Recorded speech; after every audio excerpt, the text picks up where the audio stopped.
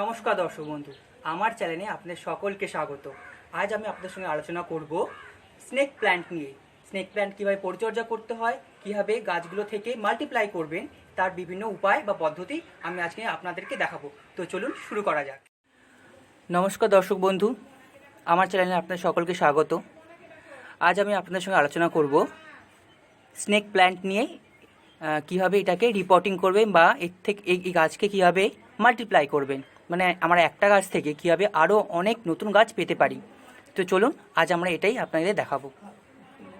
তো আপনারা কি করবেন, এরকম একটা স্নেক প্ল্যান্ট নিয়ে নেবেন। স্নেক প্ল্যান্ট একটা জাস্ট মাটি থেকে কীভাবে তুলে নেবেন, এতে এর গোড়ার ক্ষতি হয় না কোনো।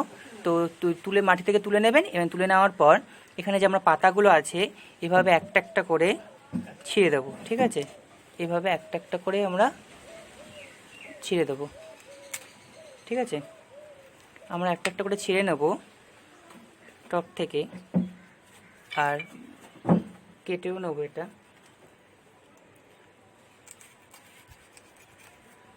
তো এই গোড়াটা আমরা আবার এই যে আপনার যে গোড়াটা কেটে দিলেন, কেটে দেওয়ার পর আপনার গোড়াটা লাগিয়েও দিতে পারেন, কারণ লাগিয়ে দিলেন অবশ্যই লাগাবেন, কারণ যদি আপনারা আরও গাছ চান তো এই গাছ এখান থেকে একটা গাছ বেরোতে শুরু করবে। এই গোড়াটা কিন্তু এখনও মাটিতে লাগালেই হয়ে যাবে। তারপর আমি যেই পাতাগুলো কেটেছি সেই পাতাগুলো আস্তে আস্তে আমি ছাড়িয়ে নেব, তারপরে কাট করে নেব। ঠিক আছে, তো আপনারা এভাবে পাতাটা এভাবে নেবেন, পাতাটা নেওয়ার পর এভাবে কাট করে দেবেন। এই ধারটা যে আছে না শেষটুকু অংশ এভাবে কেটে নেবেন, কেটে এটাকে সরিয়ে দেবেন। ঠিক আছে, সরিয়ে দেবেন। তারপর এভাবে যেরকম স্লাইস করে কেটেছি আমি, এইভাবে স্লাইস করে ঠিক কেটে নেবেন এরকমই আকারের।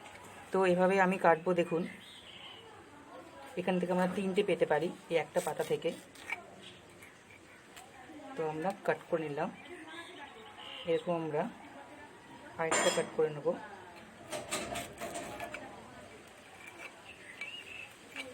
দেখুন এভাবে ঠিক এভাবে কাট করে নেবেন। তো এভাবে আপনারা কাট করে নেবেন। দেখুন কাট করা হয়ে গেছে। তো আমি এটা বেসিক্যালি আমি অ্যাডেটা বি যে চ্যানেলটা আছে সেই চ্যানেলটা থেকেই দেখেছিলাম।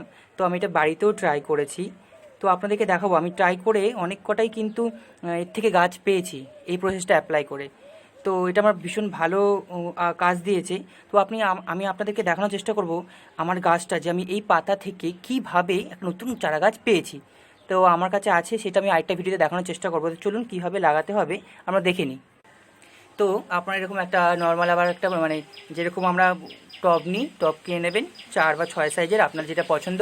বা আপনি কি করতে পারেন, একটা প্লাস্টিকের জার নিয়ে, বা যেটার মানে চওড়ায় অনেক লম্বা হবে আর উচ্চতায় মানে কম হবে, সেরকম প্লাস্টিকের জারও নিতে পারেন। নিয়ে কী করবেন, পরিমাণ মতো মাটি দেবেন, নিচে হলে অবশ্যই করবেন, দিয়ে গাছগুলো লাগিয়ে দিতে পারেন। বা আপনার অ্যামাজন থেকেও ভালো ভালো যে পটগুলো আছে, লম্বা চওড়া যে পটগুলো আছে, তো সেই পটগুলো আপনারা ওখান থেকে অর্ডার করে নিতে পারেন, কারণ সেগুলোতে লাগালে আপনাদের স্নেক প্ল্যান্ট খুব ভালো দেখাবে।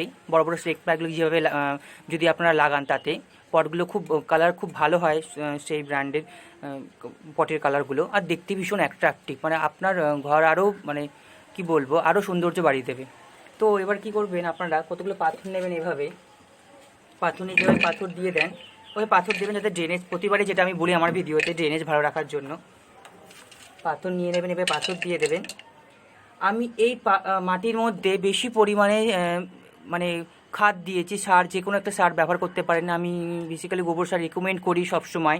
তো গোবর সার দিতে পারেন, সর্ষের খোলও দিতে পারেন, বা অন্য কোনো কম্পোস্ট, কোকোপিট বা অন্য কোনো কম্পোস্ট দিতেই পারেন।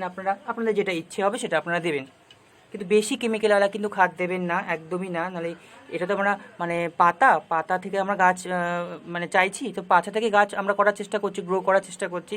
তো সেক্ষেত্রে কিন্তু কোনো মতেই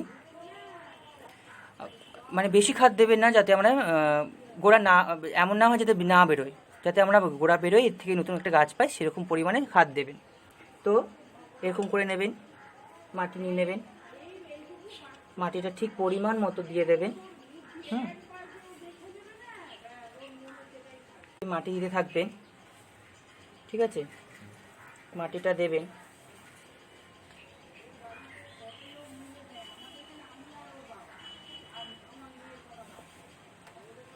পরিমাণ মতো মাটি দেওয়া হয়ে গেলে আপনারা একটু সাজিয়ে নেবেন।